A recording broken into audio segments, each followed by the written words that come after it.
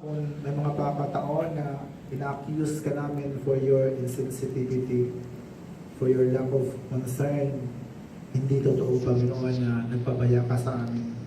At hindi totoo na pinabayaan mo kami.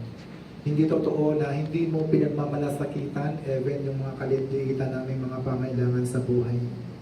Patawarin mo kami kung kami naging tulad ni Martha, na naging abala sa maraming bagay na kung saan up to the point na nakakalimutan ka namin sa aming mga buhay.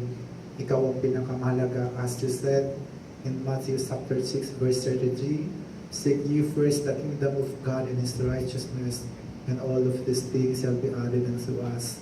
Sorry Lord, sorry Panginoon. Sorry kung may mga bagay na ginawa kami na nauna ito kay sa iyo.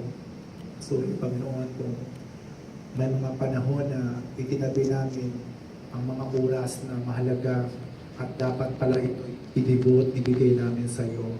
Narito kami at nagpapasalamat sa isang napakalaki at napakagandang mensahe para sa amin. Walang pinakamagawa, walang pinakamagandang piliin at gawin kung hindi ang piliin ka na makasama ka, sambahin ka, paglingkuran ka, at pakinggan ang iyong mga salita na napatuloy na nagbibigay buhay at kapangyarihan sa amin. Sa araw na ito, Father God, inaangkin namin kami lahat ay pinagpala mo materially, financially, emotionally, at spiritually.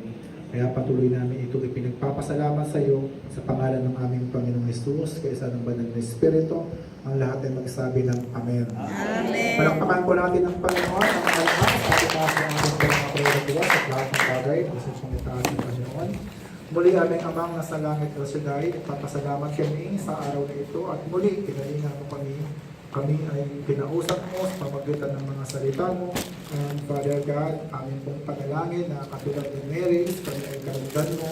Kami, Panginoon, ay pagpalain mo at hindi mo alisin ang mga bagay na pinili namin na mahalaga katulad nito. Palaguin mo aming pananampalataya, palaguin mo aming pong understanding sa iyong mga salita at sa aming pong kapwa. Palakahin mo aming puso, hindi ang aming pong isip, hindi ang aming pong ulo, kundi ang puso namin sa pag-unawa, sa pagpapatawad, sa pagtanggap at pagmamahal sa aming kapwa. Salamat, Father God. Bless mo aming pong mga kaloob, ang aming pong mga handog. Bless mo ang mga hawak kamay ng ating mga kapatid. Gamitin mo ito, Lord, sa kapurihan at kadakilaan ng pangalan mo. Ibalik mo ito higit pa sa mga pangailangan ng ating mga kapatid. Pagpalain ang aming pong makasamahan at namin pong kapiling sa sandaling ito sa kanilang pong outing mo, Lord. Pagpalain mo ang iyong pong Espiritu, Lord God, ang siyang ligtas kanila. Lord God, dalangin po namin na patuloy mo kami pulurin ng isang diwa, Espiritu, ng pagkakaisa at ng pagpamahalan. Ito'y dalangin namin sa pangalan ng aming Panginoong Hesus, isa ng banal na Espiritu, sa pangalan ng Ama, Anak at ng Espiritu, sa Amen. Maraming salamat po sa inyo lahat, and God bless po. Pagpalain tayo sa Shaddai. Magandang